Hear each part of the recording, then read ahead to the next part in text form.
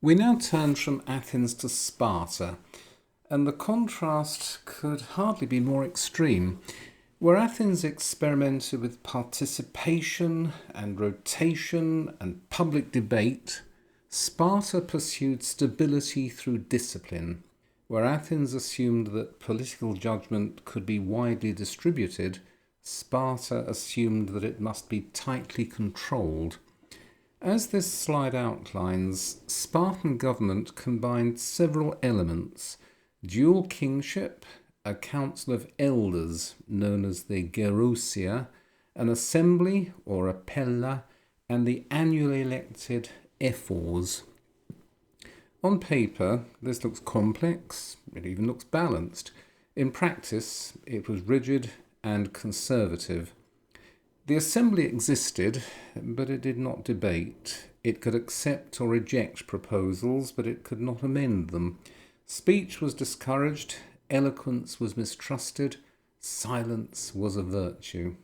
Real power lay with the Gerousia, the council of old men, all over 60, and above all with the ephors, who supervised education, discipline, and general public morality, and who could even arrest kings. This was not a participatory system, it was a disciplinary system. Spartan society was traditionally attributed to the lawgiver Lycurgus. Whether he was an historical individual or a later invention doesn't matter very much. What does matter is that Spartans believed their institutions were ancient and were therefore fixed and authoritative. Change was regarded by the Spartans not as progress but as decay. Unlike Athens, which openly and regularly revised its laws, Sparta treated its social order as something to be preserved at all costs. Moving on, this slide shows the Spartan social hierarchy, and it is essential to understand it properly, because everything else we have discussed and everything that we shall discuss, education, discipline, brutality, economic restriction, all follows directly from this structure. At the top were the Spartiates, the full Spartan citizens. These were a small warrior elite, numerically tiny, even by ancient standards. Their entire identity rested on one function, and one function only: to fight. Below them were the perioikoi, literally the dwellers around. These were free communities who lived in the territory controlled by Sparta, but who had no political rights. They had no participation in the political nation of Sparta. They handled trade, craft production, manufacturing, and general technical matters, all of the things that Spartan citizens despised or distrusted, but nevertheless required.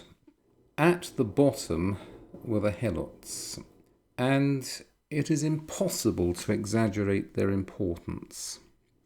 The helots were not slaves in the ordinary household sense familiar from Athens or Rome.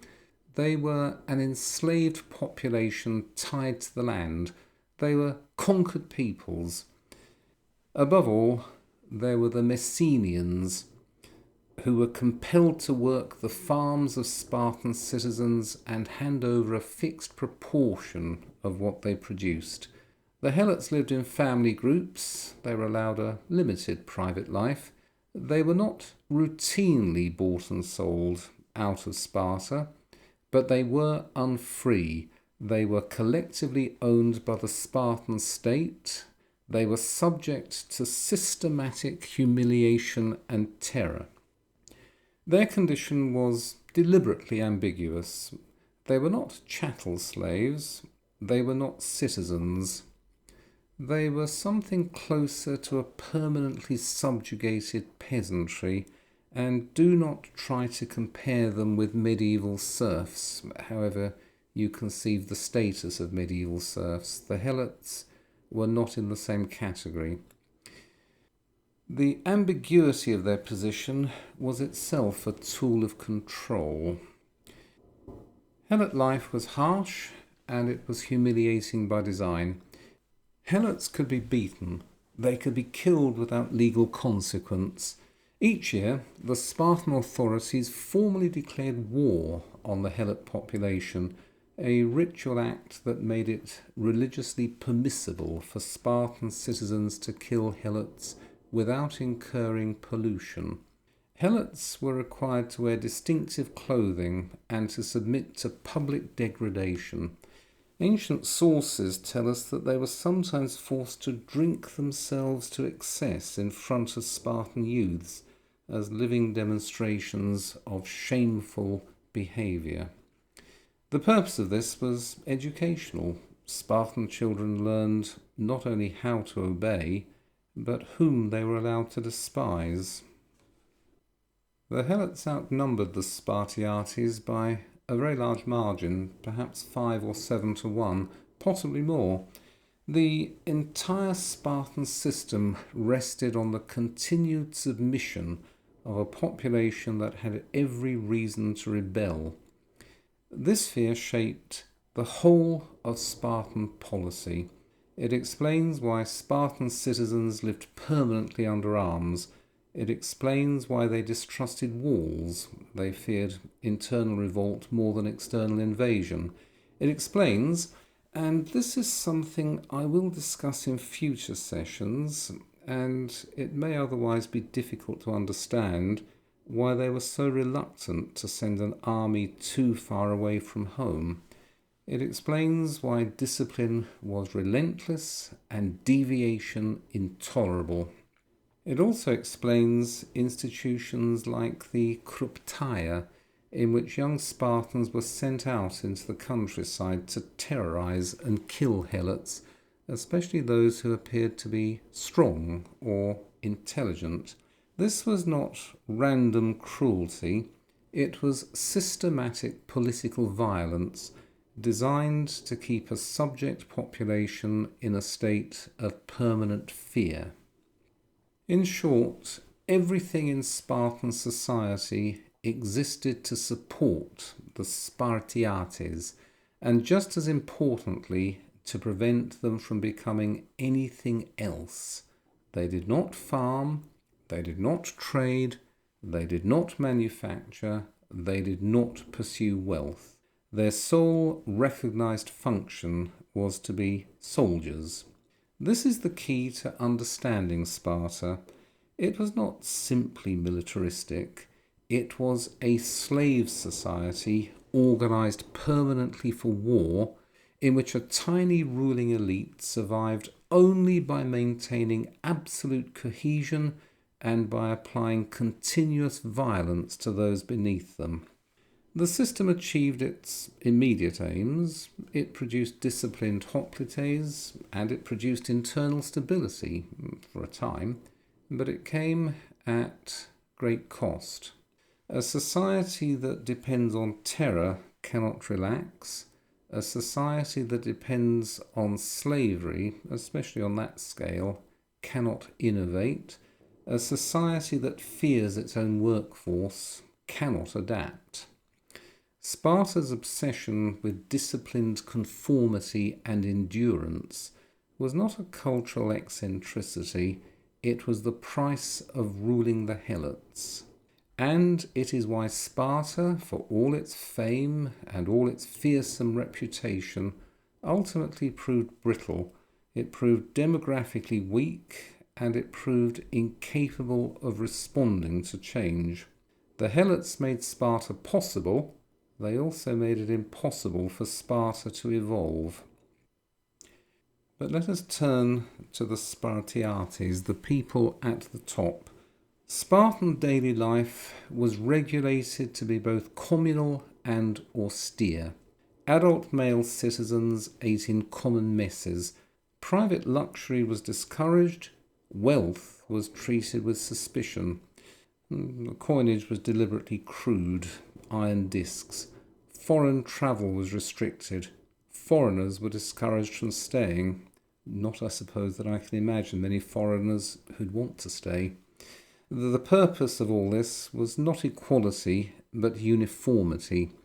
Sparta did not seek to make its citizens equal in power or status. It sought instead to make them interchangeable.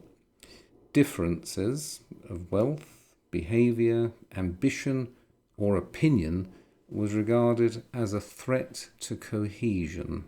That obsession with uniformity only makes sense once we remember that Sparta and its society rested on the domination of a vast, hostile, and enslaved population. A ruling class that survives only by force cannot afford internal division. Everything you see on this slide is therefore political. There is no private sphere in Sparta. Even eating is an act of state.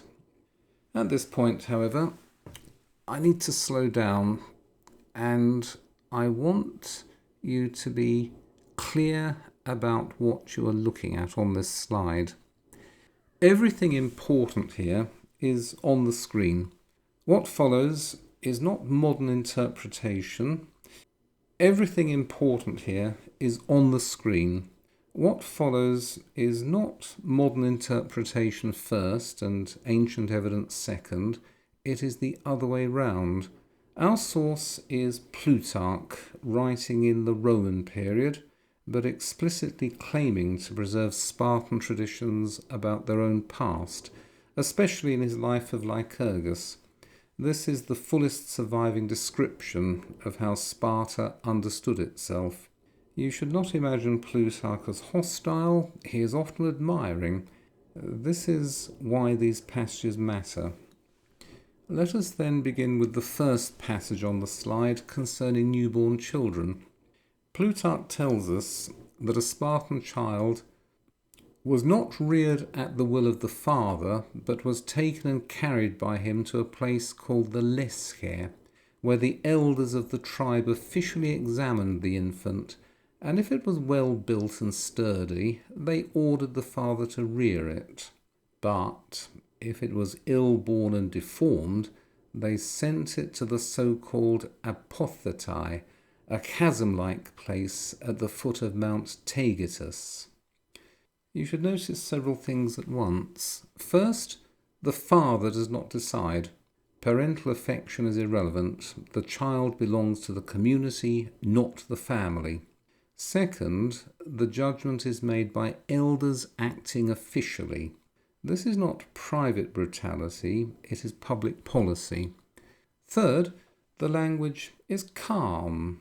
It is bureaucratic. It is certainly unemotional. There is no sense of moral anxiety here. There is nothing defensive. This practice is often softened in textbooks. It shouldn't be. Sparta did not regard this as cruelty. It regarded it as rational social planning. A life not capable of contributing to the military state was considered of no advantage either to itself or to the community. From an Athenian perspective, and certainly from a modern one, this is, of course, horrifying. From a Spartan perspective, it was simply logical. The contrast is the point. Plutarch then turns to the Agōgē, the state-run system of upbringing for boys. Here again, everything important is already on the slide. Children were removed from their families and raised collectively. This is important. Spartan society deliberately weakened private loyalties in favour of loyalty to the state. Plutarch tells us that boys went barefoot, lightly clothed, sleeping on beds of rushes they gathered themselves, deliberately underfed, and trained to endure hunger, cold, and pain. They were encouraged to steal food, not because theft was admired, but because cunning and self-reliance were admired. If they were caught, they were beaten.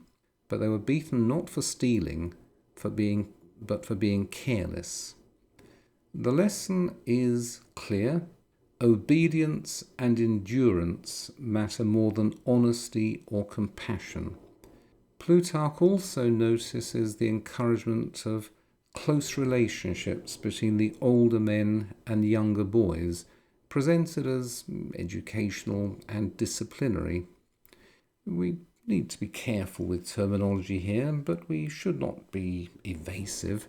What we would now describe as systematic sexual abuse of minors was embedded in Spartan culture and treated as normal and even as virtuous. It was not hidden, it was regulated, and it was justified as character formation. And this is not a marginal detail, it fits totally with everything else on the slide. Spartan society consistently treated the body of the child as a resource of the state, to be shaped by ruthless discipline and used. In a society that ruled by force over an enslaved population, hesitation was dangerous, compassion was a liability. The Agōgē existed to remove both. Plutarch concludes this sequence with the famous story that you see summarised on the slide. A boy, having stolen a fox and hidden it beneath his cloak, allowed the animal to tear out his entrails rather than reveal his theft. The story is sometimes romanticised as courage. It isn't.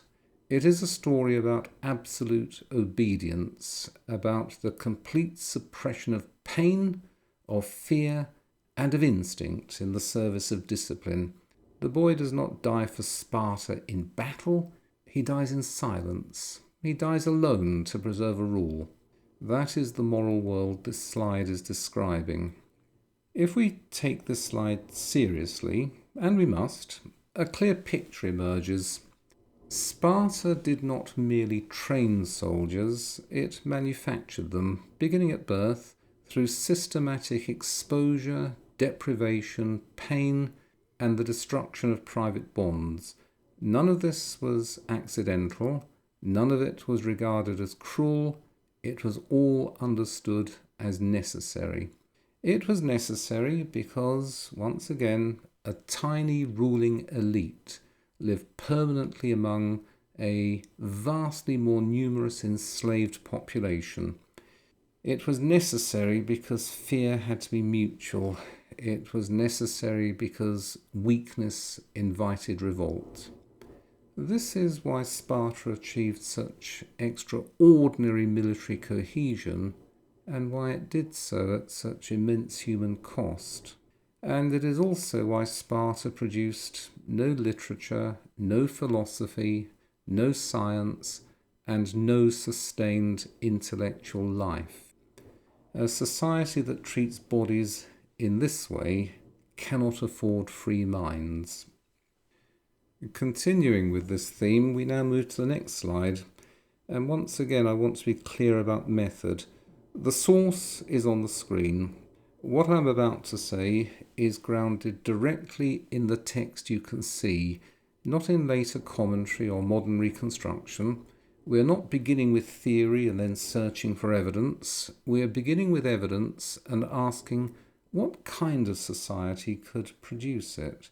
Once again, our source is Plutarch in his Life of Lycurgus. He is not reporting rumour or scandal. He is describing what he understands to be, or to have been, an established Spartan institution embedded in religious and civic life. That is why this passage matters. Plutarch tells us that at the sanctuary of Artemis Orthia, Spartan boys were subjected to a ritual known as the diamastigosis, the public whipping. He writes, "The boys were lashed with whips during the entire day at the altar of Artemis Orthia, frequently to the point of death, and they bravely endured this, cheerful and proud, vying with one another for the supremacy as to which one of them could endure being beaten for the longer time and the greater number of blows. We really need to pause over this passage because every element of it matters and none of it is accidental. First, this is a religious ritual. It takes place at an altar in honour of a goddess. Violence here is not transgressive, it is sanctified. Pain is not something to be regretted or concealed, it is something to be offered. Second, it is public. This is not punishment carried out in private. Spectators are present. Endurance is displayed and judged. The suffering body becomes a public object. Third, death is not excluded. Plutarch tells us plainly that boys were beaten frequently to the point of death. This is not metaphorical language, and it is not treated as scandalous. The possibility of death is built into the ritual. Fourth, the boys are described as cheerful and proud. Whether or not we can take that description at face value is beside the point. What matters is that this is how Spartan culture framed the event. Endurance is not merely expected, it is celebrated. Finally, the ritual is competitive. Boys compete, not to avoid pain, but to endure more of it. Prestige is awarded not for survival, but for submission. We need not to misunderstand what is happening here. This ritual is not training for battle in any narrow or practical sense. Soldiers are not whipped to death in combat. Courage in war is not measured by silent immobility under torture. What is being cultivated here is something more specific and more extreme, the absolute submission of the body to discipline, even when that discipline serves no immediate practical purpose. The boys are learning that pain is irrelevant, fear is contemptible, death is preferable to failure, and public judgment matters more than survival. This is not bravery as the Athenians would have understood it. It is obedience elevated into a moral absolute. The body is not trained to act, it is trained to endure. Modern readers almost always recoil from this passage, and that reaction is understandable, but we must be careful not to project modern moral categories too quickly, because doing so obscures rather than clarifies what is happening. Plutarch does not present this ritual as cruelty, he does not condemn it. On the contrary, he presents it as part of a coherent system, one that, again, he often admires. In Spartan terms, the ritual was entirely rational. Sparta, I'll say again, Sparta ruled over a large, hostile, enslaved population. It depended on a small ruling class of warriors whose cohesion had to be absolute. Any sign of weakness, any sign of hesitation or individuality, any sign of fear was potentially fatal to the state. From that perspective, a ritual that destroyed fear of pain and death at an early age made grim sense. This does not make it humane, but it does make it intelligible. And we need to see this slide not in isolation, but as one element in a pattern that we have already seen on the previous slide. We've seen the inspection of infants and their collective upbringing. We've seen deliberate hunger and deprivation. We've seen the encouragement of theft and punishment for failure. We've seen sexual control and exploitation. And now we've seen ritualized public violence. These are not disconnected practices. They form a single system, a system designed to break private loyalties and to produce a specific type of human being. The Spartan citizen was not meant to be reflective. He was not meant to be curious or compassionate. he was meant to be reliable. If we take this slide seriously, and again we must, it becomes clear that Sparta achieved its military reputation at an extraordinary human cost. It produced endurance and discipline. It produced cohesion. It also required the routine exposure of babies, the brutalization of children, the suppression of affection, and the sanctification of pain. And this is none of it an aberration at the edges of Spartan society. It is the core of it. It explains better than any abstract political theory why Sparta could dominate on the battlefield and yet produce almost nothing in the way of art or literature or philosophy or science. A society that treats pain in this way has no room for doubt and no tolerance for thought. So let us pause and take stock. If you put these slides together, a single picture emerges, and it is not accidental, it certainly isn't exaggerated. What Plutarch is describing is not a series of strange customs. He is describing a complete anthropology, a view of what human beings are and of what they are for. From the moment of birth, a Spartan child is not treated as a private individual, but as raw material for the glorification and the preservation of the state. The inspection of infants establishes the first principle. Life has value only insofar as it serves the state. The Agōgē system extends that principle through childhood.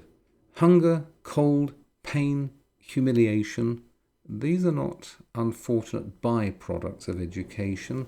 They are its purpose. Private affection is weakened. Family loyalty is replaced by loyalty to the group. The body is trained to obey before the mind is allowed to think. The sexual dimension described by Plutarch, which we should neither sensationalize nor conceal, reinforces the same lesson. The child's body does not belong to itself. It belongs to older men. It belongs to discipline. And ultimately, it belongs to the state. The fox cub anecdote is not a story of heroism. It is a parable of self-annihilation in obedience. And finally, the diamastigosis at Artemis Orthia brings all of this into the open. What has been practiced privately is now ritualized publicly. Pain becomes sacred. Endurance becomes spectacle. Death becomes acceptable. If you want to understand why Spartan hoplites stood their ground when others fled, this is why. They were not simply brave, they had been trained from infancy to regard their own bodies as expendable.